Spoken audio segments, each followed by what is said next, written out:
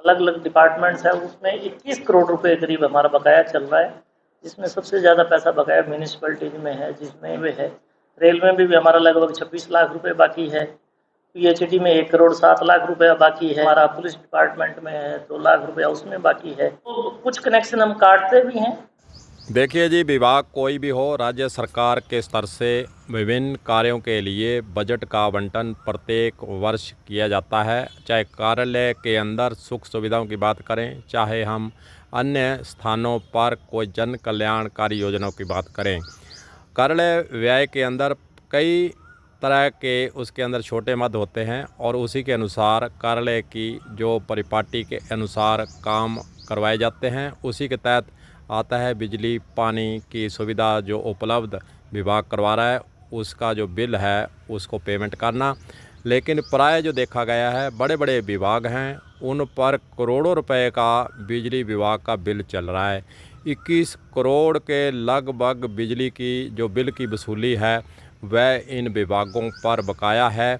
और विभाग जैसे पुलिस विभाग, रेलवे विभाग की बात करें और सेंट्रल गवर्नमेंट के कार्यालयों की बात करें, चाहे हम पीएचईडी की बात करें, चाहे हम नगर पालिका नगर परिषद की बात करें, चाहे हम अन्य जो विभाग हैं, जो बड़े बड़े विभाग हैं, इनकम टैक्स है, उनके भी बिल बकाया चल रहे हैं। 21 करोड़ की वसूली हनुमानगढ़ ज़िले के अंदर बकाया चल रही है। और हालात ये हैं कि प्रत्येक वर्ष ऐसा ही होता है। ऐसा नहीं है कि सरकार की तरफ से इन विभागों को बजट नहीं मिलता है, लेकिन परिपाटी डल चुकी है और इनके जो कनेक्शन हैं वह भी काटना बिजली विभाग के हाथ में नहीं है। कहीं ना कहीं चाहकर भी वह इन विभागों के कनेक्शन नहीं काट पाते हैं। कुछ विभाग ऐसे हैं जो कि सीधा जनता से जुड़े हुए हैं, संवेदनशील मामला होने के कारण बिजली विभाग इन विभागों के कनेक्शन काटने से अपने हाथ पीछे खींच लेता है। प्रत्येक वर्ष ऐसा ही हाल देखा गया, प्राय यही हाल चल रहा है और कार्यालयों के स्तर से इसकी स्थायी रूप से कोई व्यवस्था करने के लिए कोई विभाग आगे नहीं आ रहा है। इसलिए प्रत्येक वर्ष बिजली विभाग के द्वारा नोटिस देना, उच्च अधिकारियों को अवगत कराना, कलेक्टर के माध्यम से इन विभागों को कहलवाना, बैठकों के अंदर चर्चा करना, तमाम ऐसे बातें जो है बिजली विभाग करता है, लेकिन दर्रा वहीं का वहीं है। चलिए आपको सुनाते हैं कि अधीक्षण अभियंता हनुमानगढ़ जोधपुर विद्युत निगम के उनका इस पूरे मसले पर क्या कहना है और वे क्या मानते हैं कि इन विभागों का बकाया है, वे क्यों रहता है, कैसे वसूली करने का प्रयास होता है। चलिए सुनिए। जोधपुर डिस्कॉम का गवर्नमेंट डिपार्टमेंट में जो अलग अलग डिपार्टमेंट्स है, उसमें 21 करोड़ रुपए करीब हमारा बकाया चल रहा है, जिसमें सबसे ज़्यादा पैसा बकाया म्यूनिसिपैलिटीज में है, जिसमें मेनली जो रोड लाइट का पैसा है वो है। इसके सिवाय जो दूसरे गवर्नमेंट डिपार्टमेंट है, सेंट्रल जैसे रेलवे है, रेलवे में भी हमारा लगभग 26 लाख रुपए बाकी है। पीएचडी में 1 करोड़ 7 लाख रुपया बाकी है। जेब में तो बहुत कम है। और कुछ ग्राम पंचायतों के अंदर सरपंच जो है कुछ पेयजल योजनाएं संचालित करते थे, तो 6 लाख रुपए करीब उसमें भी बाकी है हमारा।